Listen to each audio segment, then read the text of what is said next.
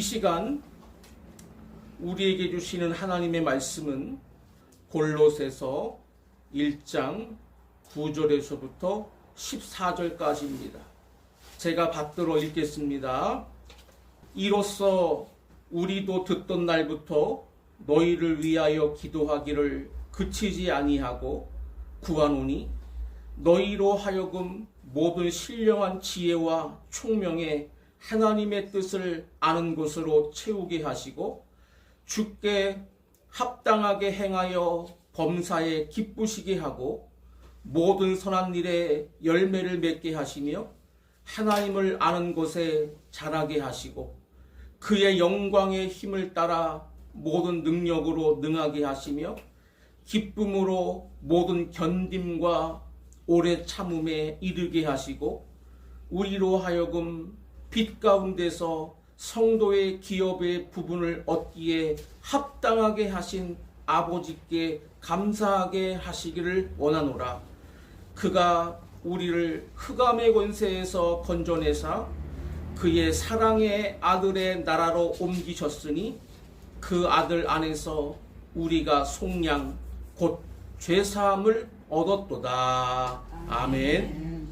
오늘은 하나님께 무엇을 기도하고 계십니까? 라는 제목을 가지고 하나님 말씀을 선포하도록 하겠습니다. 따라하겠습니다. 하나님께 무엇을 기도하고 계십니까? 이런 우화가 있어요. 어느 날 하나님이 한 젊은이에게 이런 말을 했습니다. 내가 너의 3가지 소원을 들어주겠다. 말해봐라. 그랬어요. 그랬더니 이 젊은이가 첫 번째 소원을 말했는데, 하나님, 저에게 많은 미인들을 주셔서 그들로 하여금 사랑을 받게 해 주십시오. 이렇게 소원을 빌었습니다. 그랬더니 그날로 당장 아름다운 여인들이 많이 찾아와서 프로포즈를 했답니다. 그는 잠시는 너무나 행복했는데 시간이 갈수록 행복하지를 않았습니다. 왜냐하면 너무나 많은 미인들이 달려들어서 시달리는 바람에 파김치가 돼가지고 도저히 살 수가 없기 때문이었습니다. 두 번째 소원을 하나님께 말했습니다. 하나님, 저들로부터 나를 구원해 주소서. 그랬답니다. 그랬더니 또 그날로부터 조용해지더랍니다. 근데 이제 3가지 중에 2가지 소원을 이미 다 말해서 끝났고 1가지만 남았잖아요. 이제 정신이 번쩍 드는 겁니다. 왜? 이 1가지 소원을 잘 빌어가지고 정말로 후회 없이 평생 복되게 살아야 되겠는데 뭘 하나님께 구할까 고민을 했습니다. 많은 사람들을 내 마음대로 부리는 높은 권세를 달라고 할까? 아니면 많은 돈을 벌게 해달라고 해서 평생 마음껏 써볼까? 아니면 오랫동안 건강하게 장수를 해서 이 세상을 좀 다 누릴 수 있도록 해달라고 할까? 머리가 지금 복잡합니다. 이것도 구하고 싶고 저것도 구하고 싶고 수없이 5만 가지 그러한 소원을 이제 생각을 하다가 그만 이 젊은이가 신경쇠약에 걸려서 병이 깊어졌습니다. 이 사람이 이제 죽어가게 되니까 마지막 소원을 하나님께 구했는데 뭐라고 했냐 하면, 하나님이여, 제가 무엇을 청했어야 하는지 그걸 좀 알고 죽고 싶습니다. 이렇게 기도했다고 그래요. 그런들 뭐 하겠습니까? 과연 저나 여러분이 하나님 앞에 기도하고 있는 제목이 뭔지 한번 생각을 해봤으면 좋겠습니다. 우리는 무엇을 기도하고 있습니까? 앞서 말씀했던 예와 젊은이처럼 현상만을 갖고 기도하고 있습니까? 그 순간에 그것이 최고의 기도라고 생각했는데 지나고 나서 과연 그것이 최고였습니까?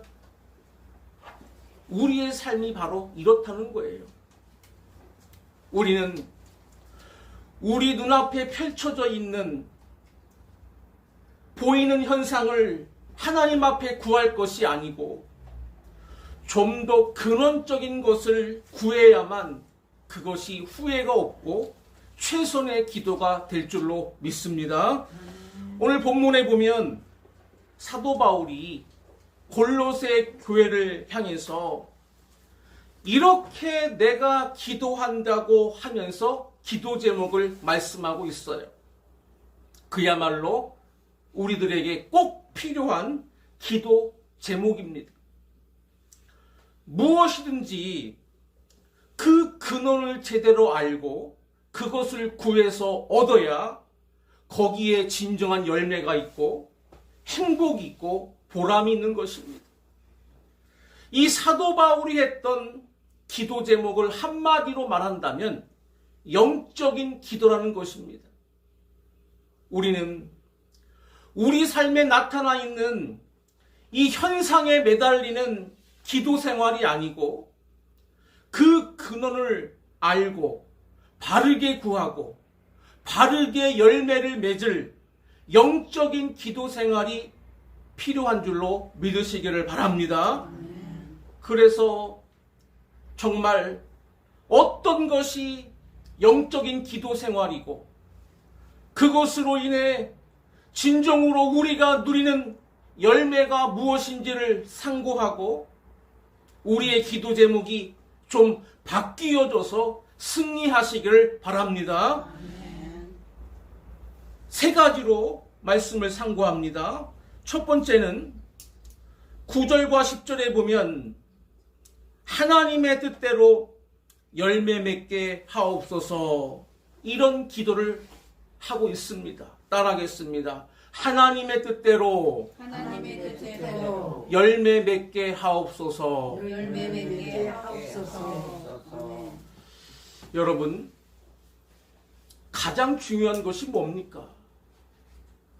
우리는 하나님으로부터 왔고 하나님에 의해서 우리가 살고 있는 자들이기 때문에 알아야 될 것 중에 제일 우선돼야 할 것은 바로 하나님의 뜻입니다.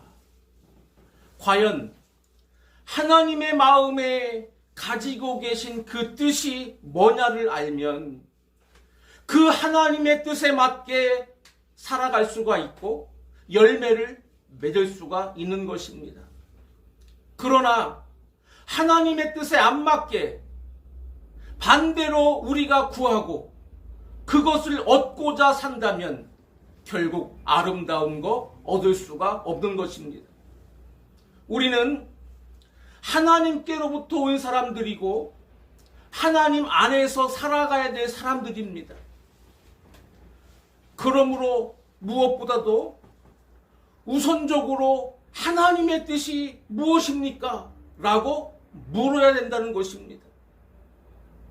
그래서 오늘 본문 9절에 이렇게 말씀하고 있어요. 우리 9절을 다 같이 함께 읽겠습니다. 시작. 이로써 우리도 듣던 날부터 너희를 위하여 기도하기를 그치지 아니하고 구하노니 너희로 하여금 모든 신령한 지혜와 총명의 하나님의 뜻을 아는 것으로 채우게 하시고. 아멘. 우리의 생각으로는 도저히 하나님의 뜻 모릅니다. 그래서 하나님의 뜻을 알 수 있도록 신령한 지혜와 총명을 주십시오. 바로 이 말입니다. 하나님이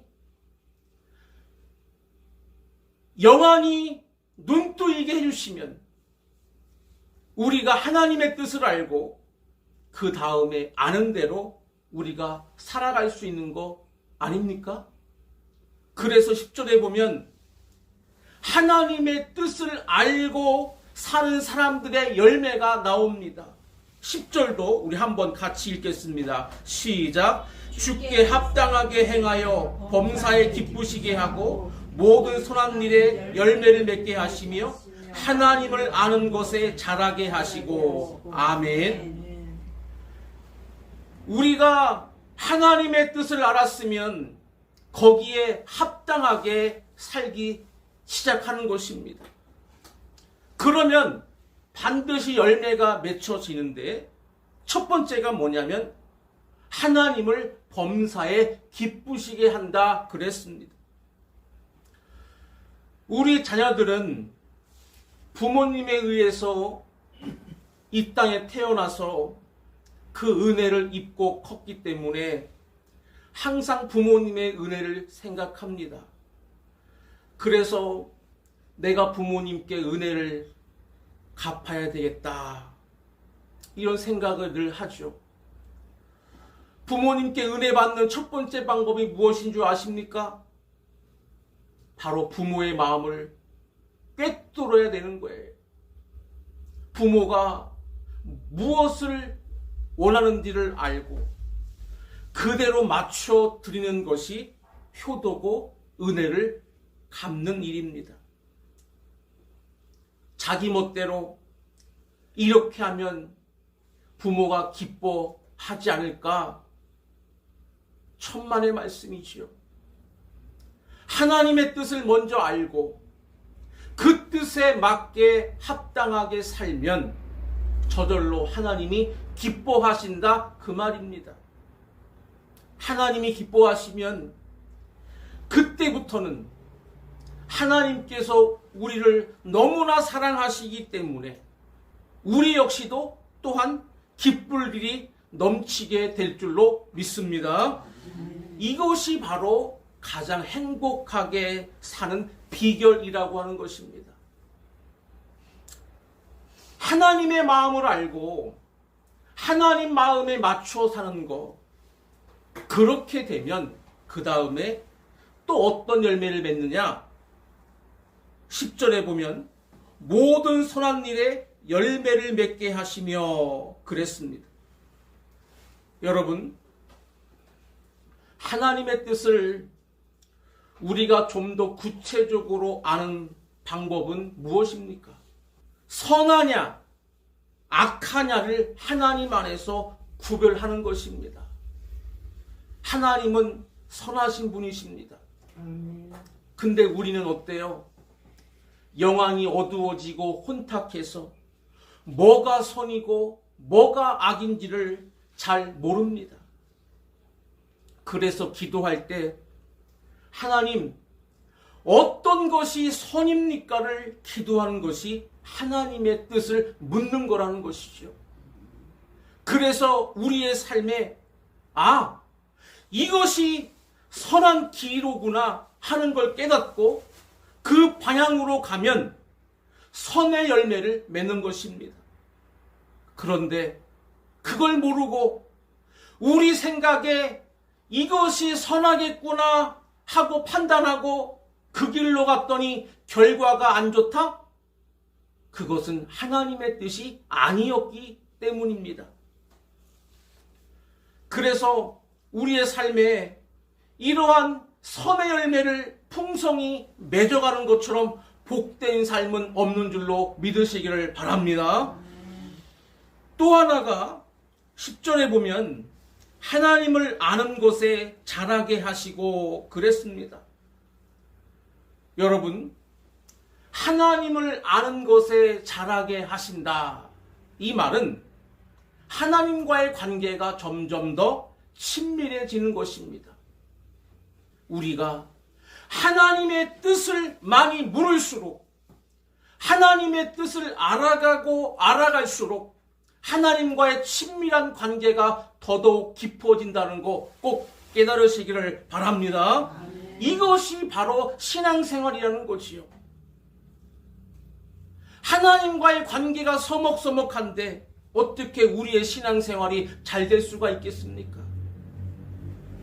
그래서 우리의 기도 제목은 하나님 당신의 뜻이 무엇입니까? 하나님 당신이 원하시는 선이 무엇입니까? 그걸 우리가 알아가면서 그 방향으로 순종해 감으로 우리는 하나님과의 긴밀한 관계, 기쁨을 나누는 관계, 그리고 하나님이 원하시는 선한 열매를 풍성히 거두고 누리는 이러한 삶을 살게 된다 그 말입니다. 이런 우화가 있어요.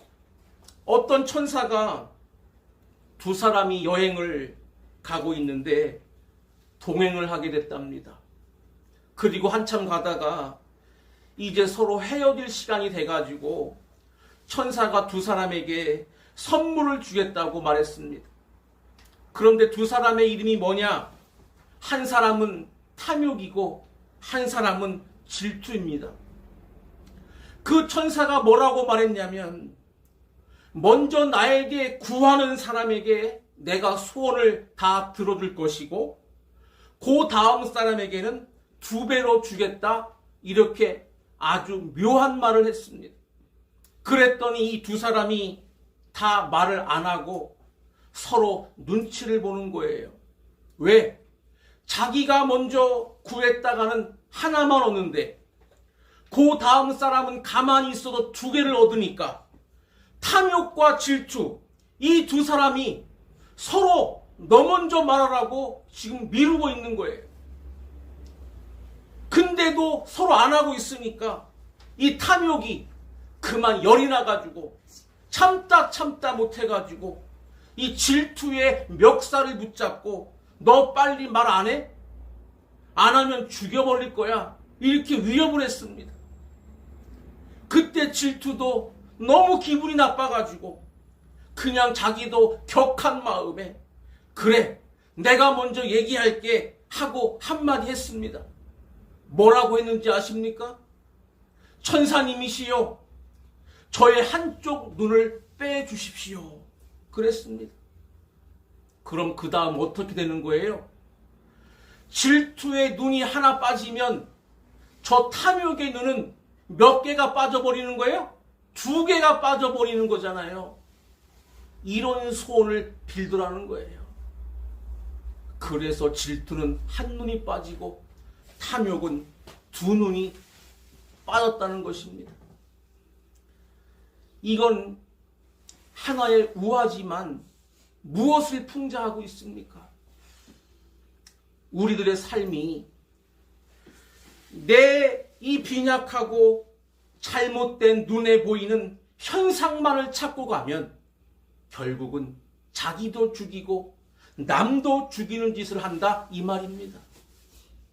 그렇기 때문에 우리는 하나님의 뜻을 찾아야 되고 하나님이 원하시는 방향으로 우리가 기도하면서 응답받으면서 살아야 참된 선한 열매가 있다는 거 반드시 믿으시기를 바랍니다. 그래서 야고보서 3장 17절과 18절에 이렇게 말씀합니다. 오직 위로부터 난 지혜는 첫째 성결하고 다음에 화평하고 관용하고 양순하며 긍휼과 선한 열매가 가득하고 편견과 거짓이 없나니 화평하게 하는 자들은 화평으로 심어 의의 열매를 거두느니라. 아멘. 우리가 정말 얻고 싶은, 진정으로 우리 안에 충만하기 원하는 게 무엇입니까? 바로 성결이고 화평이고 관용이고 양순이고 긍휼이고 선한 열매고 의의 열매 아닙니까? 이것처럼 중요한 기도 제목이 없음을 깨닫고 우리 삶에 바르게 적용해 나가시기를 간절히 소원합니다. 두 번째는 11절에 보면 또 하나 기도 제목을 말씀하고 있는데, 하나님의 능력으로 승리하게 하옵소서 이렇게 기도하고 있다는 것입니다. 따라하겠습니다. 하나님의 능력으로 승리하게 하옵소서. 여러분, 교만한 사람은 자기 능력을 한껏 과신합니다. 그러나 정말로 제대로 아는 사람은 우리 능력을 믿을 수가 없습니다. 우리는 너무나 연약하고 부족한 자들이기 때문에 그렇습니다. 그래서 우리의 능력이 아니라 바로 하나님의 능력을 믿고 그 능력으로 승리하게 해달라는 기도보다 더 지혜로운 기도는 없는 것입니다. 아멘. 지금 바로 사도 바울이 그렇게 기도하고 있더라는 것이에요. 하나님의 능력으로 승리하게 해달라고. 11절을 우리 다 같이 함께 읽겠습니다. 시작. 그의 영광의 힘을 따라 모든 능력으로 능하게 하시며 기쁨으로 모든 견딤과 오래 참음에 이르게 하시고. 아멘. 이 11절의 말씀을 제가 표준 세번역 성경으로 찾아보니까 아주 의미가 또 새롭게 다가와서 제가 다시 한번 읽어드릴게요. 하나님의 영광의 권능에서 오는 모든 능력으로 강하게 되어서 기쁨으로 끝까지 참고 견디기를 바랍니다. 아멘. 여기 하나님의 능력을 두 가지로 표현했어요. 먼저 하나님의 영광의 권능에서 오는 것이 있고 그 모든 능력으로 내가 강하게 되면 나는 얼마든지 끝까지 참고 견뎌낼 수가 있다 이렇게 말하고 있습니다. 자, 그러면 이 하나님의 능력을 두 가지로 표현했는데 이 말이 좀 어려우니까 제가 간단한 예화로 쉽게 표현을 해보도록 하겠습니다. 먼저 하나님의 영광의 힘이라는 게 뭐냐 하면 그것은 이렇게 말할 수가 있어요. 입시생이 대학을 가려고 어느 날 입학 설명회를 참여하게 됐습니다. 그런데 거기서 놀라운 얘기를 들었어요. 어느 대학, 어느 과를 지원하게 되면 그 대학에는 너무나도 훌륭한 탁월한 교수들이 포진해 있기 때문에 최첨단의 학문을 공부하게 될 거다.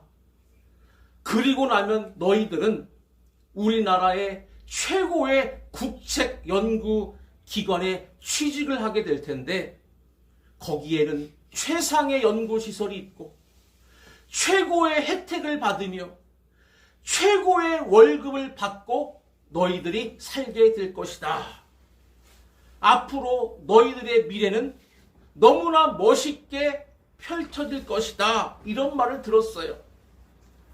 그날부터 이 학생이 눈이 번쩍 뜨였습니다. 아, 내가 갈 길이 바로 여기로구나. 그날부터는 이전에는 그렇게 공부가 하기 싫었는데 이제는 공부가 저절로 하고 싶어요. 밤을 새워도 피곤하지를 않습니다. 어려운 문제가 닥쳐도 그걸 끝까지 뚫고 나가는 것입니다. 그래서 드디어 그 학교에 합격을 하고 그렇게 사라졌다 그 말이에요. 여러분, 하나님의 영광의 권능이라는 것은 바로 그 하나님이 가지고 계신 그 권능을 우리가 보기만 해도, 맛보기만 해도 그 힘이 우리에게 전달되어진다는 거 믿으시기를 바랍니다. 아멘. 이 학생은 바로 그 영광스러운 미래를 자기가 미리 알고 꿈만 꿔도 그 힘이 자기의 삶을 지배해서 그렇게 만들어져 가더라는 것이에요.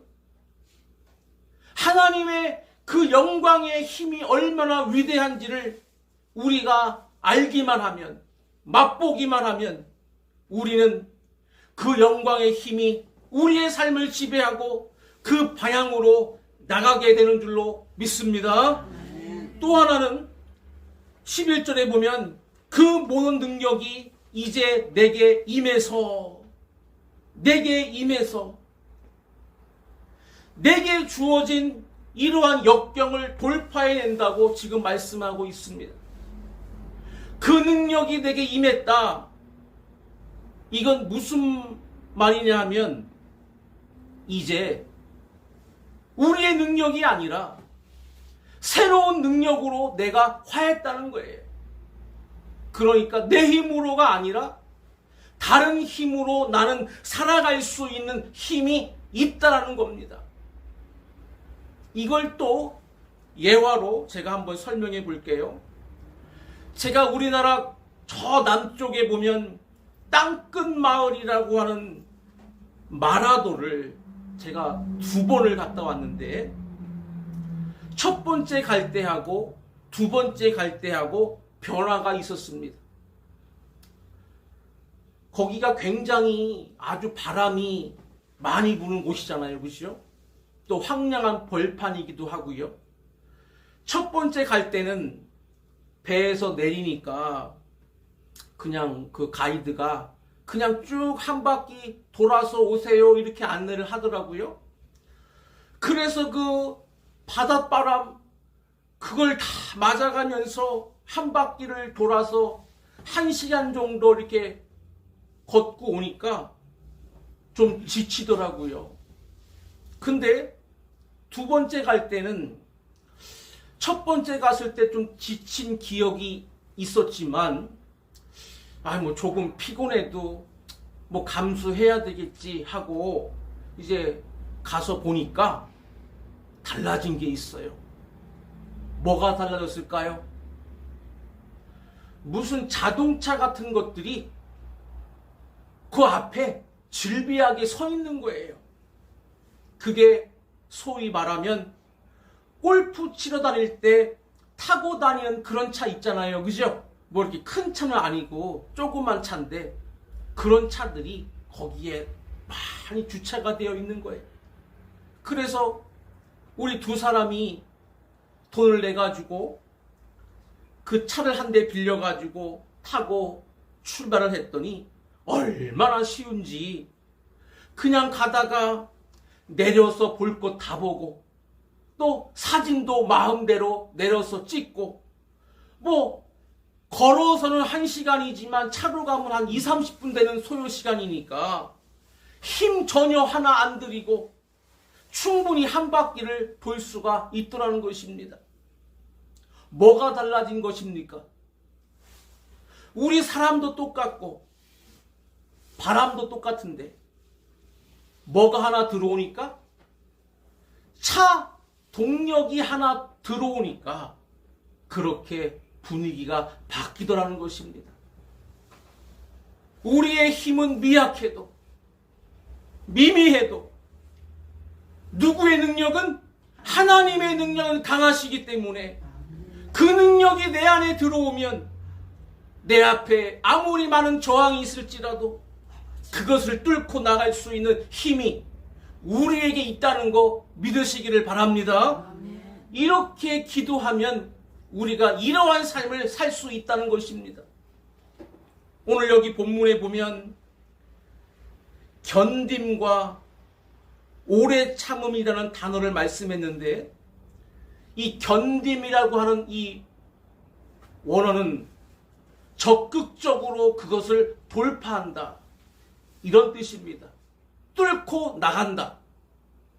그리고 오래 참음이라는 것은 끝내 붙잡고 늘어진다. 뒤로는 절대 물러서지 않는다 이런 뜻입니다. 하나님의 능력을 힘입는 사람은 어떻게 해서라도 돌파한다 이겁니다. 우리 모두 내 앞에 아무리 큰 산이 있고 장애물이 있을지라도 기도로 돌파해 나가시기를 간절히 바랍니다. 어려운 상황을 뚫고 앞으로 전진해 간다는 것입니다. 하나님의 능력을 이렇게 힘입는 사람은 어떻게라도 끝까지 견디지 뒤로 물러서는 법이 없다는 거예요. 믿으시기를 바랍니다. 에베소서 3장 16절에도 이렇게 말씀했어요. 그의 영광의 풍성함을 따라 그의 성령으로 말미암아 너희 속사람을 능력으로 강건하게 하시오며. 아멘. 성령이 계시고 내 안에 그 능력이 나의 속사람을 강하게 만들어 주시면 못할 게 없는 것입니다. 이렇게 살아야 진정으로 승리할 줄 믿습니다. 마지막 세 번째는 12절부터 14절에 보면 또 하나 기도 제목이 있는데, 하나님 나라 주심을 감사하며 살게 하옵소서, 이렇게 기도하고 있습니다. 따라하겠습니다. 하나님 나라 주심을 감사하며 살게 하옵소서. 여러분, 이것이 바로 우리의 방향타입니다. 사람은 누구나 다 살고 있지만 문제는 뭐냐 하면 어느 방향으로 살 것이냐가 중요한 것입니다. 방향 없이 사는 사람은 인생을 실패할 수밖에 없는 것입니다. 우리는 방향이 분명합니다. 하나님의 나라를 향한 삶의 방향으로 감사하며 우리는 순풍에 돛단 것처럼 가고 있다는 겁니다. 이러한 기도를 할 수 있는 사람은 이미 반은 승리한 줄로 믿습니다. 지금 사도 바울이 이렇게 말하고 있는 것은 우리가 그동안에 얼마나 형편없는 삶을 살았는지 이제 그 모든 과거가 우리에게서 싹 변화가 돼가지고 새로운 세계가 활짝 열렸다는 것입니다. 그 감격을 가지고 감사하면서 살게 해달라는 것입니다. 아멘. 그럼 우리는 과거가 어땠느냐? 여기 13절에 보면 그가 우리를 흑암의 권세에서 건져내사 그랬습니다. 우리는 이전에 어떻게 살았습니까? 깜깜한 흑암의 권세에 사로잡혀 살고 있었습니다. 그게 바로 사탄의 권세였고, 그 사탄이 우리를 죄짓게 하고 타락하게 하고 저주받게 하고 온갖 불의와 그런 악함 속에 불행하게 살았다는 겁니다. 그걸 오늘 본문에 흑암의 권세라고 이렇게 표현했습니다. 그런데 하나님께서 그 아들을 보내주셔서 여기 13절에 보니까 그의 사랑의 아들의 나라로 옮기셨으니, 우리가 누구 때문에? 예수님 때문에 그 흑암의 권세에서 탈출해가지고 우리는 하나님의 나라로 옮겨졌다는 것입니다. 그 하나님의 나라로 옮겨주신 그 예수님의 능력을 여기 본문에 뭐라고 말씀했는가 하면 14절에 그 아들 안에서 우리가 속량 곧 죄사함을 얻었도다. 우리 힘으로는 도저히 거기서 탈출할 길이 없는데 예수님의 권능으로 우리가 거기서 깨끗하게 탈출했다는 것입니다. 속량, 다 값을 치르셨다는 뜻입니다. 그리고 우리는 당당하게 거기서 빠져나왔다는 것입니다. 그래서 우리가 갈 곳이 어디냐? 이제 거꾸로 12절로 올라가면 뭐라고 말씀했어요? 우리 12절을 우리 다 같이 함께 읽겠습니다. 시작! 우리로 하여금 빛 가운데서 성도의 기업의 부분을 얻기에 합당하게 하신 아버지께 감사하게 하시기를 원하노라. 아멘.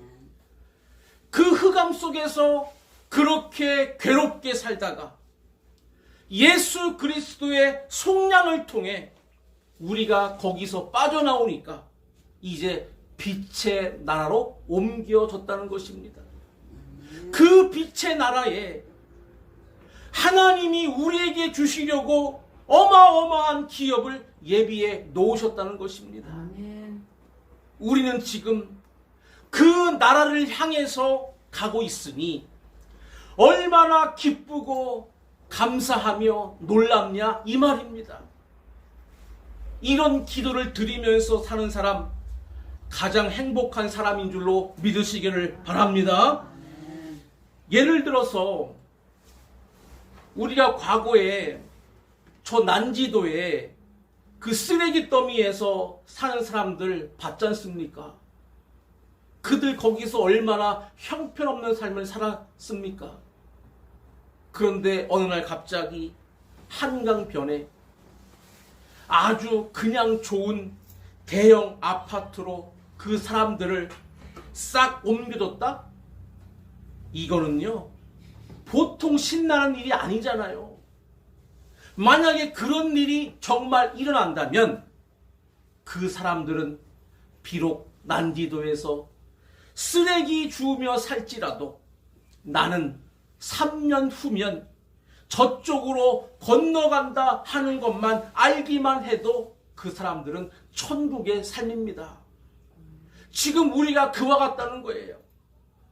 우리는 처절한 이러한 실패의 삶, 악의 구렁텅이에 살던 삶을 예수를 만났기 때문에 우리가 빛의 나라로 바뀌어져서 하나님의 놀라운 유산을 앞으로 받기로 약속이 되어 있어서 우리는 그 방향으로 가고 있으니 날마다 감사하며 살게 해 주십시오. 이 기도가 저절로 나와야 될 줄로 믿습니다. 이렇게 기도하며 사는 사람들하고 오늘도 여전히 죄에 깊이 빠져서 불평불만하고 다른 사람 못 죽여서 못 잡아먹어서 그냥 이렇게 이를 갈면서 사는 사람하고 사는 방향이 얼마나 다르냐 그 말이에요. 이것이 해결돼야 우리는 제대로 기도한 것이 아니겠습니까? 오늘날 이 나라에 돌아가는 사태를 보면 참 너무나 안타깝기가 그지없습니다. 우리 부모님들의 세대는 어땠습니까? 설령 부모님들은 배고프게 살았습니다. 그렇다고 부모님들은 항상 말씀하시기를 나는 이렇게 어렵게 살았어도 이것을 자랑하지 않는다라고 말씀하지요. 왜? 국가의 혜택을 받으며 여기까지 내가 살아온 것이 있기 때문에 국가에 대한 은혜가 있다는 겁니다. 어제보다는 오늘이 더 나은 삶을 살고 아버지 세대보다는 아들이 더 나은 삶을 살기를 바랬던 것이 부모님의 세대들이었습니다. 그렇게 늘 미래는 우리에게 고통도 주지만 때론 그것이 희망이었습니다. 그런 세월을 살았다는 거지. 이 나라에 이 사회가 돌아가는 현실을 보면서 너무나 마음이 너무나 아픕니다. 하나님이 이 나라와 이 사회를 고쳐주시고 치유해 주시고 낫게 해주셔서 이 대한민국 이 나라가 정상적인 나라로 다시 돌아가게 하나님이 역사하실 줄로 믿습니다. 아멘. 이 일을 위해서 우리가 기도해야 되는 거예요. 아멘. 이제 말씀을 마칩니다. 이제 오늘 우리는 너무 우리 앞에 펼쳐져 있는 현상에 급급해서 기도하지만 마시고 좀 더 근원적인 기도, 사도 바울이 드렸던 영적인 기도, 하나님 앞에서 정말로 하나님의 뜻이 무엇인지 그 뜻대로만 살아가 나아감으로 선한 열매를 맺고 하나님과의 관계가 더 사랑의 관계로 깊어져 가시기를 바랍니다. 하나님의 그 놀라우신 능력을 우리가 알았기에 우리가 그 능력을 맛본 사람으로서 증인으로서 그 능력이 내 안에 있는 사람으로서 이제 그 어떤 것도 내게 문제가 되지 않는다고 담대하게 하나님의 능력을 힘입고 나아가시기를 바랍니다. 아멘. 그리고 우리의 가는 길은 천국을 향한 길인데 지금 우리는 사탄의 권세 사슬을 끊어버렸습니다. 예수 그리스도와 동행하기만 하면 아멘. 우리는 그 빛의 나라로 가는 것입니다. 날마다 하나님께 그 나라를 향한 삶에 감사하며 감격을 가지고 기도에 승리하는 저와 여러분 되시기를 주의 이름으로 간절히 축원합니다.